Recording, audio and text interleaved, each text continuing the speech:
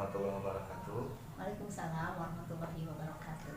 Ibu, sebelumnya saya ucapkan terima kasih atas waktu yang sudah diberikan berkenan untuk diwawancarai mungkin Bu ya. Ibu sebagai kepala sekolah SMP Negeri 1 Sekarang Kulon. Nah, ini ada beberapa pertanyaan Bu yang ingin saya tanyakan terkait dengan kebijakan-kebijakan Ibu sebagai kepala sekolah dalam pengambilan keputusan. Yang pertama, selama ini bagaimana Ibu dapat mengidentifikasi kasus-kasus yang merupakan dilema etika atau bujukan moral gitu. Ya. Terima kasih Pak Wedi. Sebelumnya Ibu ucapkan selamat ya. Juga sekaligus terima kasih Pak Wedi sudah bersedia mengikuti program calon guru penggerak. Mudah-mudahan berhasil lulus dengan baik ya. Amin. Ya, terkait pertanyaan tadi, cara Ibu ya mengatasinya itu yang pertama tadi mengidentifikasi sudah jelas. Cara mengidentifikasinya itu Ibu bisa langsung melihat, mendengar langsung, melihat, memantau, mengamati, atau juga mendengar dari guru-guru yang lain. Ya, sekolah kita itu kan sekolah besar ya, sekolah besar dengan jumlah guru dengan penjaga itu dengan 60. Kemudian siswa lebih dari 1000. Tentu saja permasalahannya kompleks ya, sering sekali menghadapi dilema itu, sering sekali ya. Apakah itu dari guru, apakah itu dari tenaga pendidikan, dari siswa, bahkan dari masyarakat gitu. Nah, yang tadi ya, kalau Ibu menghadapi dilema seperti itu, diidentifikasi dulu ya, diidentifikasi ini siapa, apa kejadiannya, bagaimana, kapan gitu, dan mengapa sampai terjadi seperti itu gitu. Jadi diamati dulu, apakah langsung ada yang memang langsung terlihat Ibu amati, atau mendengar dari yang lain, ada laporan misalnya.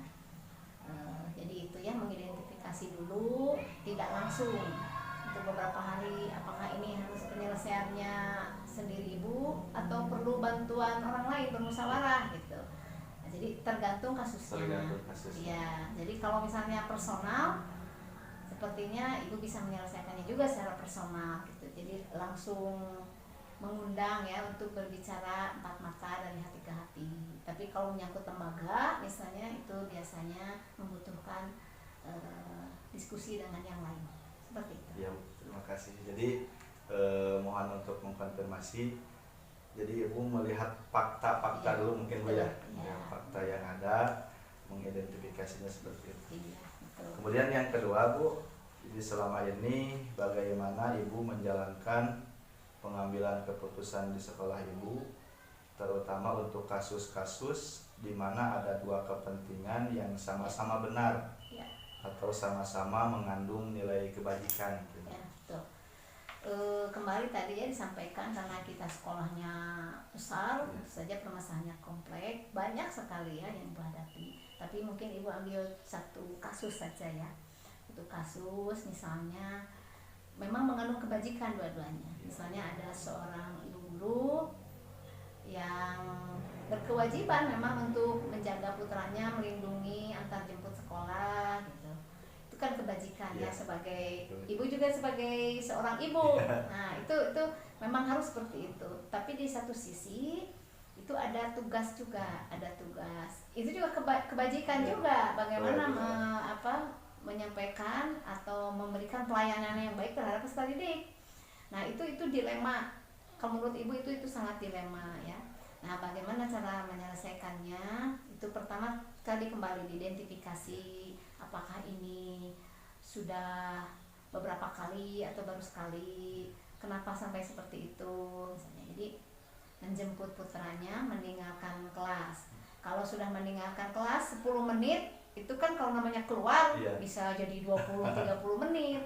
Dilihat dulu ini berapa hari gitu, berulang tidak, atau sepanjang waktu gitu, dalam sebulan dan sebagainya. Nah, kemudian ditanyakan juga kepada yang lain, kepada teman dekatnya.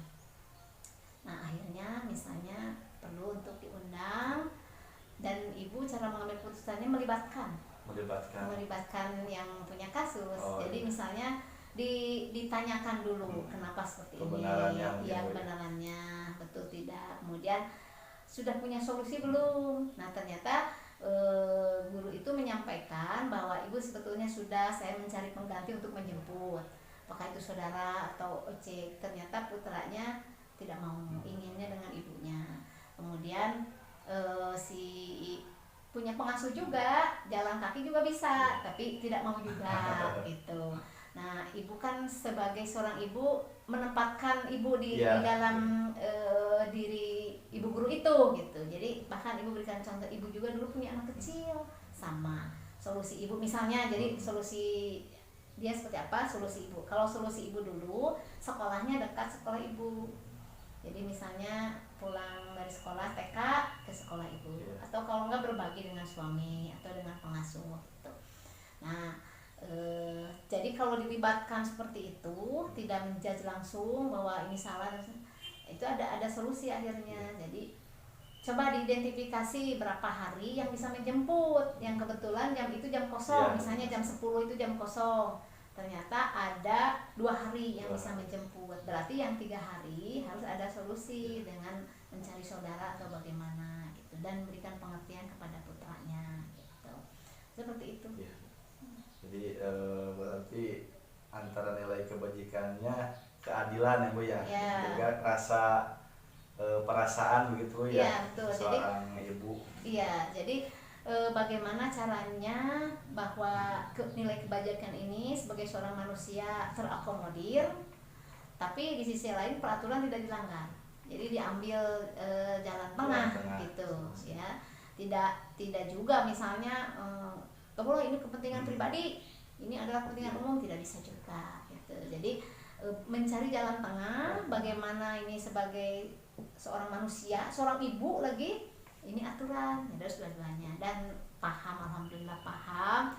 Kemarin sudah nampak sih ada perubahan gitu, jadi ada yang menjemput. Ada solusi Bu ya. Ya. Dilanjut Bu, pertanyaan yang ketiga, mungkin ini juga sudah terjawab mungkin Bu. Pertanyaannya, langkah-langkah atau prosedur seperti apa yang biasa ibu lakukan selama ini? Yang barusan. Yang barusan. Jadi identifikasi, kemudian berbicara kalau personal ini ya, kalau personal berbicara dari hati ke hati gitu, dari hati ke hati.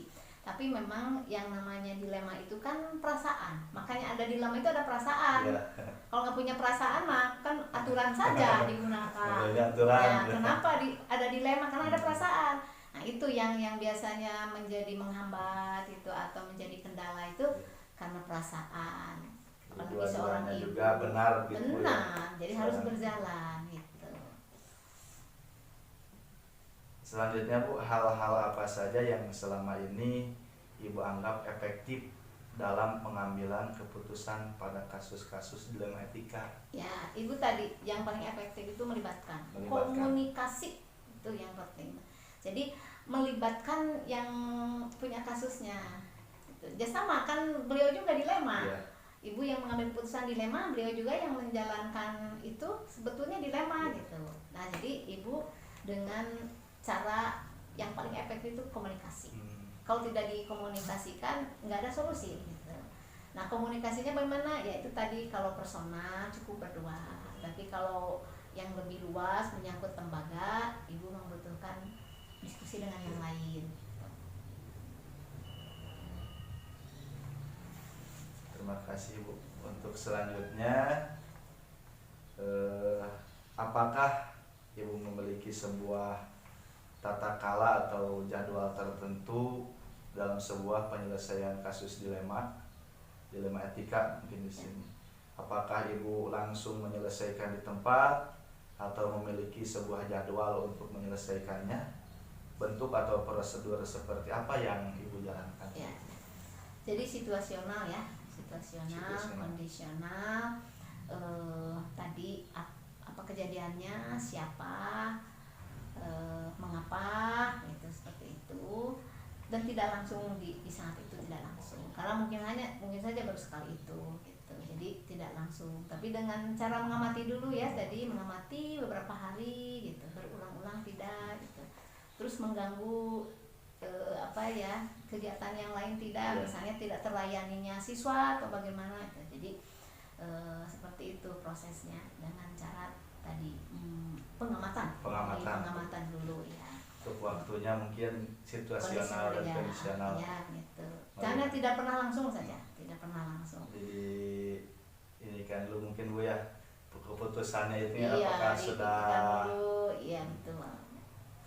Jadi takut salah memutuskan, nanti malah kan akibatnya ke yang lain-lain. Efeknya buat kelanjutan. Iya, berkelanjutan ya, mungkin sakit hati, jadi harus dicari gitu. Karena tadi menyangkut perasaan, menyangkut hak sebetulnya gitu. Jadi sisi lain peraturan. Iya, sisi ya. Selanjutnya Bu, adakah seseorang atau faktor-faktor apa yang selama ini mempermudah atau membantu Ibu dalam pengambilan keputusan dalam kasus-kasus dilema etika? Ya, tadi ya kembali kalau sifatnya personal itu kan personal, karena Ibu juga seorang ibu, lebih baik dengan cara pendekatan personal. Jadi Ibu langsung berbicara dari hati ke hati, sampai sering guru-guru itu curhat itu sampai nangis gitu karena dengan pendekatan itu personal, pendekatannya ya gitu. Jadi bahkan mengungkapkan sendiri. Tapi ketika ada dilemanya yang lembaga gitu ya, yang perlu diskusi, ya Ibu mengajak kelompok kecil, kan ada beberapa wakil kepala sekolah yang bisa diajak dulu diskusi seperti apa solusinya. Itu jika menyangkut dilemanya ke lembaga. Ya, tapi kalau bersifat pribadi biasanya Ibu dulu lah sebagai pendekatan gitu. Diselesaikan secara personal ya. Terakhir Bu, pertanyaan terakhir, dari semua hal yang telah disampaikan, pembelajaran apa yang dapat Ibu petik dari pengalaman Ibu mengambil keputusan dilema etika? Ya, betul. Banyak sekali ya pembelajarannya. Yang pertama itu betul-betul harus dipikirkan matang gitu ya, tanpa emosi. Kebetulan memang tidak bisa marah gitu. Tanpa emosi gitu ya. Kemudian yang utama itu komunikasi. Yang terasa itu, jadi dari sekian kejadian, dari sekian pengambilan keputusan, ternyata komunikasi itu yang penting. Tidak ada masalah yang tidak bisa selesai kalau dikomunikasikan. Jadi dari awal Ibu bertugas di sini itu kan yang utama, mari kita berkomunikasi gitu. Jadi jangan berbicara di belakang atau ada permasalahan digenggam sendiri, tapi kalau dibicarakan selalu ada solusi. Jadi yang pokoknya itu dari kejadian-kejadian ini komunikasi yang utama mungkin ya. Komunikasi ya. Ya Bu, untuk pertanyaannya sudah cukup. Sekali lagi saya ucapkan terima kasih Bu. Apalagi ini banyak pengalaman berharga bagi saya. Alhamdulillah saya sekarang bisa sampai ke proses ini dari awal sampai sekarang berkat dukungan dari Ibu. Terima kasih banyak. Tapi itu semua juga berkat semangat dari dalam Pak Wedi gitu ya. Belajar sepanjang hayat. Ibu hanya mendukung, memfasilitasi, apakah itu berupa waktu gitu ya, diskusi. Itu cara Ibu mendukung, mendorong Pak Wedi untuk berhasil menjadi guru penggerak. Alhamdulillah. Ya. Sekali lagi Bu, terima kasih atas waktunya dan juga ilmunya. Saya mohon pamit. Assalamualaikum warahmatullahi wabarakatuh. Waalaikumsalam warahmatullahi wabarakatuh.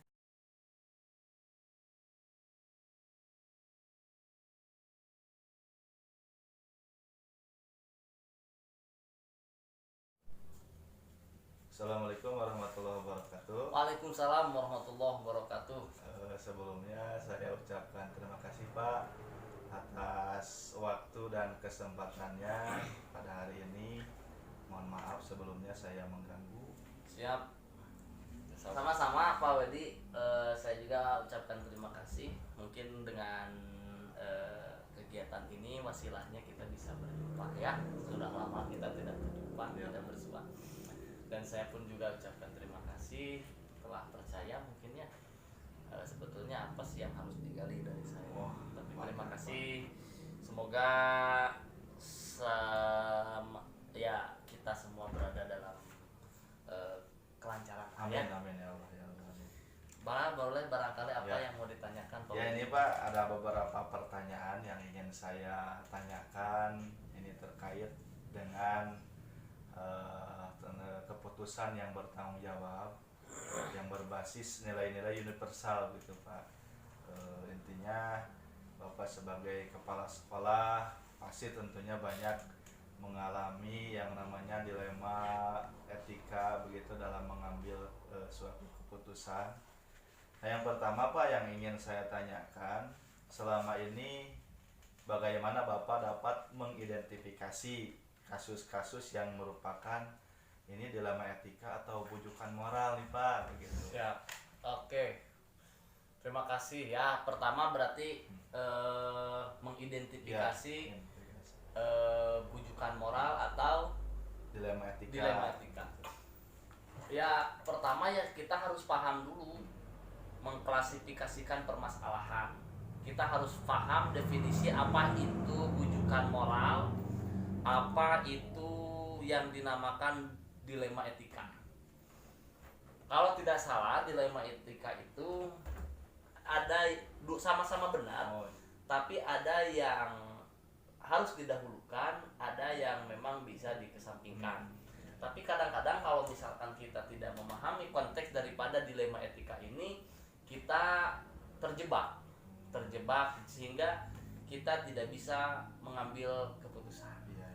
Yang disebut dilema etika itu contoh, misalkan antara ya namanya organisasi ya, namanya kepemimpinan pasti ada dalam ruang lingkup organisasi, dimana kita pahami organisasi itu adalah kumpulan individu yang memiliki tujuan sama, berperan dengan perannya masing-masing. Contoh Pak, dilema etika. Dilema etika itu kita itu kan bagian dari, kita itu adalah seorang individu, bagian daripada organisasi. Suatu ketika kita dihadapkan dengan permasalahan yang memang urgent dua-duanya. Contoh lah, begini Pak, antara individu dan organisasi, mana yang harus kita dahulukan?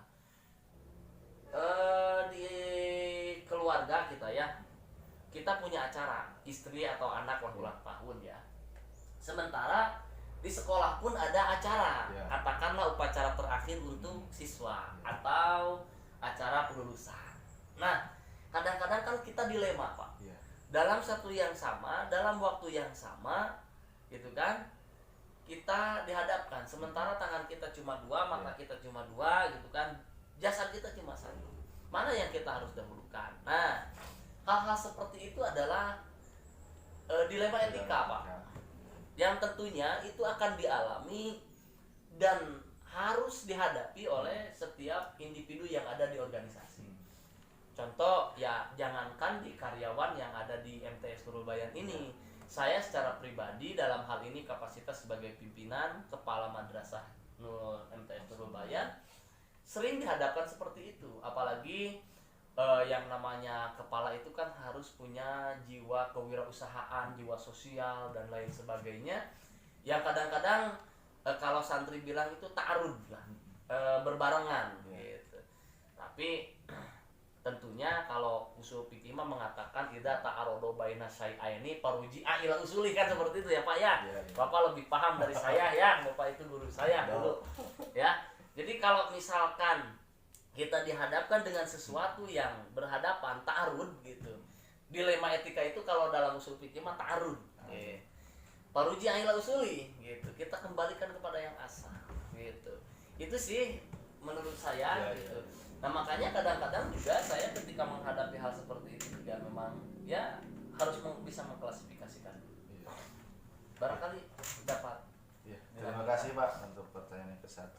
Jadi intinya Bapak pasti mengklasifikasikan dulu ya permasalahannya tadi yang sudah disampaikan. Jadi dilema etika ini yaitu sesuatu hal yang sama-sama benar, mungkin begitu Pak. Bisa seperti itu. Selanjutnya Pak, pertanyaan yang kedua, selama ini bagaimana Bapak menjalankan pengambilan keputusan di sekolah Bapak di SD MTS Nurul Bayan ini, terutama untuk kasus-kasus di mana ada dua kepentingan yang sama-sama benar atau sama-sama mengandung nilai kebajikan. Siap boleh. Dilema etika berarti ya, lebih ke dilema etika.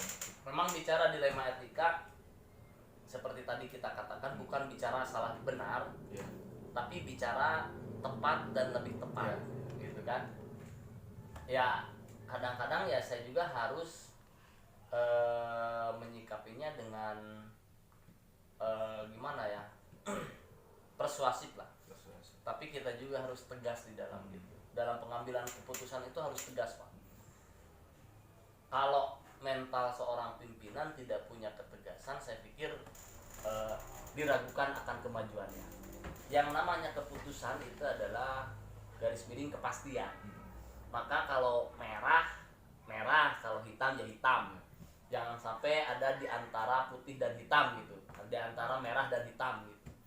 Harus pasti, boleh atau tidak gitu kan. Kalau boleh ya boleh, tidak ya tidak gitu. Nah kalau misalkan dalam bicara dilema etika, saya memakai langkah yang persuasif gitu kan. Jadi supaya mendorong agar seseorang atau seluruh sivitas akademika yang ada di MTS Nurul Bayan ini bisa memilah dan memilih gitu, secara urgensi dan skala prioritas. Contoh kecil kalau misalkan dalam mengajar gitu ya, dalam mengajar ya paling tidak ada komunikasi gitu kan, ada izin atau seperti apa, sehingga anak-anak yang di sekolah itu tidak menjadi korban gitu loh. Mungkin itu sih diantaranya, Pak.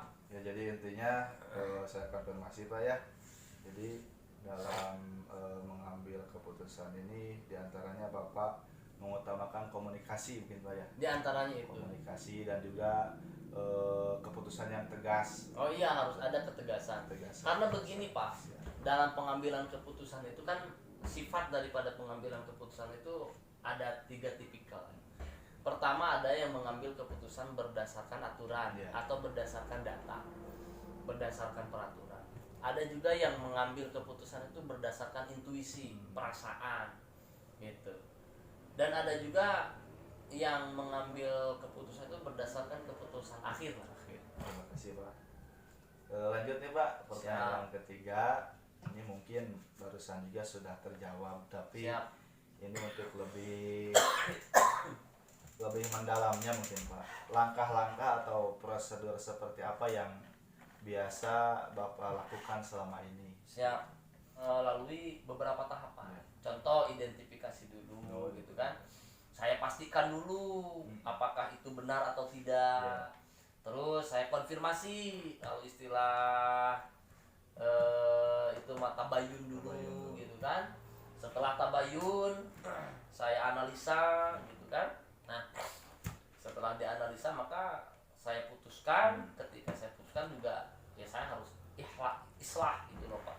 Jadi tidak selamanya apa yang pandang kita baik menurut mereka, dan sebaliknya juga tidak selamanya dipandang baik oleh mereka baik oleh kita juga. Maka di sanalah kita harus ada tafahum, tafakuh, tawazun gitu, ta'adul kalau saya mau. Jadi harus ada saling memahami gitu kan, saling mengerti gitu.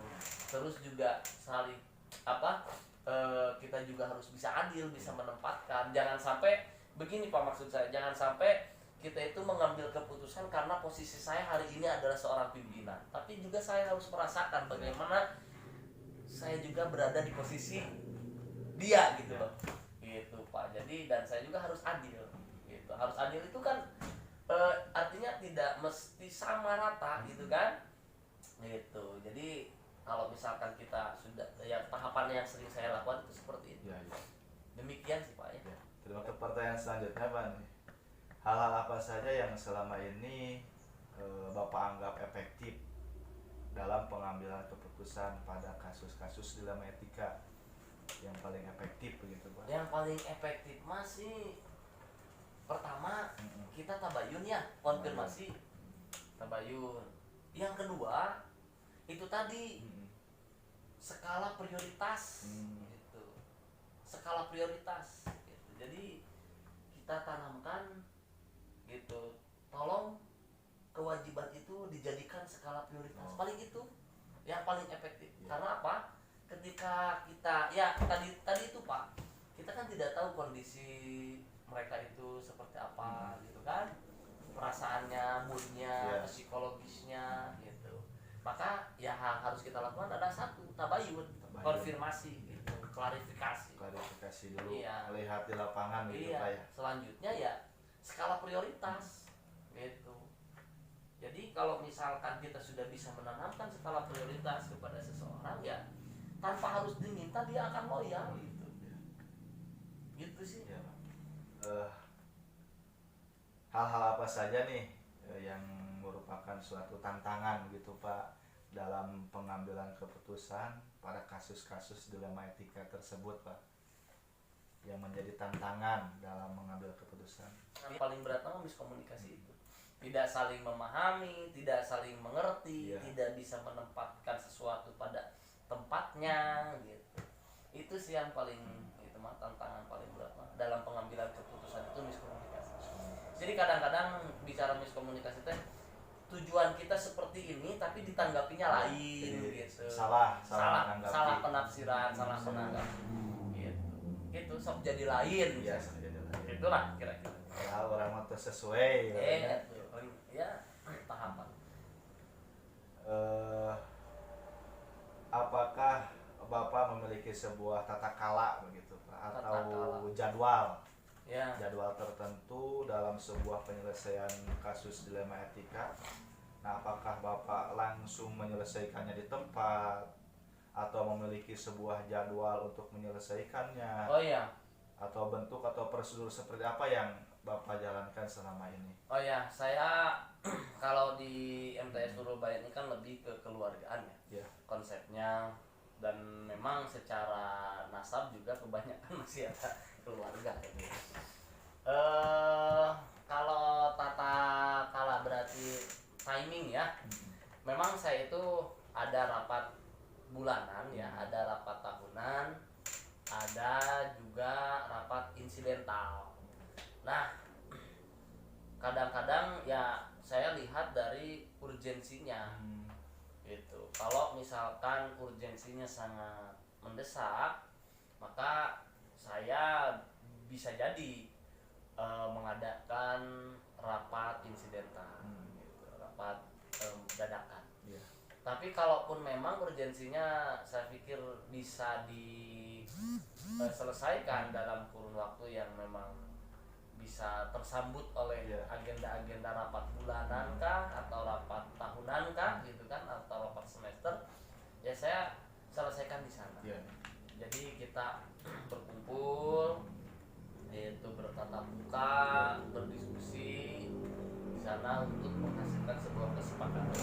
Dan tidak jarang ya saya singgung hal-hal dilema etika tersebut gitu, sehingga ada kesepakatan bersama gitu. Karena pada prinsipnya Pak, ya harus ada kesepakatan bersama. Gitu sih Pak. Jadi untuk waktunya mungkin kondisional gitu Pak ya. Kondisional, tapi memang kita juga sudah punya jadwal permanen. Punya jadwal melihat kasus-kasusnya. Ya, tergantung urgensi. Selanjutnya Pak, 2 pertanyaan lagi nih.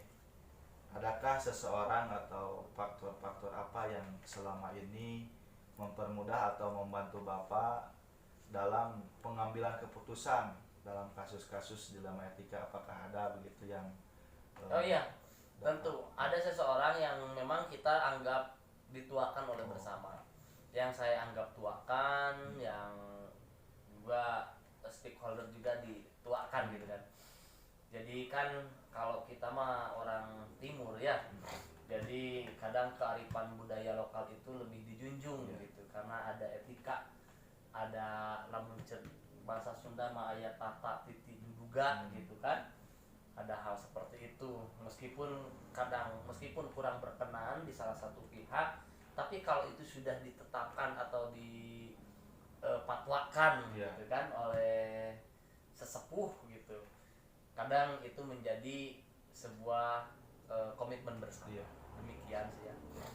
Di antaranya seperti itu. Jadi ada orang yang dituakan. Kalau misalkan seseorang ya, kalau misalkan sifatnya subjektif, kalau dalam sifatnya objektif ya istiqomah lah lebih baik gitu. Ya, dari semua pertanyaan yang telah disampaikan tadi, mungkin ada suatu pembelajaran atau apalah yang Bapak bisa ambil hikmahnya dalam mengambil keputusan dilema etika. Oke. Tentunya banyak sekali hikmah ya yang saya pelajari, sehingga saya dapat memahami, dapat saling mengerti gitu kan. Itu tadi yang belum tentu apa yang baik menurut kita baik juga menurut orang lain. Belum tentu baik menurut mereka baik juga menurut kita. Tapi tentunya dalam setiap hal kebaikan itu tidak akan pernah melahirkan keburukan gitu. Ya paling juga mentok di itu tadi, miskomunikasi. Iya. Gitu. Selama kita beritikat baik dengan cara yang baik dan komunikasi yang baik, insya Allah akan menghasilkan kebaikan. Yang repot itu beda, kita tidak memahami keberagaman. Iya. Jadi kita memaksa orang lain harus seperti apa yang kita Iya. inginkan. Tidak bisa seperti itu. Kita memaksa orang lain seperti kita. Nah itu yang bahaya. Iya. Itu yang bahaya. Ya kalau bisa kita analogikan, boleh agak panjang ini Pak. Iya, boleh Pak. Jadi kalau misalkan kita tidak saling memahami seperti itu Pak, repot. Dulu kalau Bapak ya kita buka sedikit sejarah ya, yang membunuh Sayyidina Ali itu kan orang yang pintar Pak, orang yang alim, orang yang imun lail, imun nahar, imun lail gitu kan. Siangnya puasa, malamnya tadi. Tapi karena dia punya pemikiran orang lain itu harus sama dengan saya, kalau beda dengan saya kafir. Wah, itu yang repot Pak. Sehingga akan menjadikan benturan-benturan dan kekacauan gitu. Apalagi kita itu orang Indonesia Pak. Satu negara bersuku-suku, berbangsa-bangsa, berbeda-beda gitu. Tapi kita Bhinneka Tunggal Ika, satu tujuan gitu. Nah demikian pun dalam penyelesaian keputusan dalam apa tadi dilema etika. Kalau kita tidak memahami konsep keberagaman, Pak akan hancur Pak. Organisasi yang dipimpin oleh Bapak juga akan hancur gitu. Makanya ya banyak sekali hikmah gitu setelah kita menyelesaikan. Iya. Kita saling mengerti, saling memahami gitu. Dan kita lebih fleksibel gitu. Dan tentunya ketika saling memahami ya insya Allah ya apa yang menjadi tujuan baik kita itu akan Allah permudah. Iya. Gitu. Ada selalu ada jalan mungkin Pak ya. Selalu ada jalan. Yang pasti tujuannya baik, caranya baik, dilakukan dengan baik. Kalaupun ada perbedaan itu hanya yang wajar. Iya. Seperti itu Pak. Berapa Ya, Pak? mungkin pertanyaan cukup Pak. Cukup. Siap. Sebelum saya tutup Pak, ini terima kasih banyak nih. Siap. Pertama ya tadi yang sudah saya sampaikan, sudah meluangkan waktu. Siap. Dari berbagai kesibukan mungkin Pak. Siap. Ya. Sibuk apa? Ya. Dan juga ini saya banyak belajar Pak. Apa yang Kita tadi, sama-sama belajar. saya tanyakan, kemudian Bapak jawab gitu, banyak belajar. Oh ternyata banyak juga nih langkah-langkah dan juga prosedur atau tantangan-tantangan mungkin menjadi seorang pemimpin itu Pak ya. Siapa tidak marah? Ya. Terima kasih sekali lagi Pak. Sama-sama Pak. Ya, saya pamit Pak. Enggak, Pak. Assalamualaikum. Waalaikumsalam.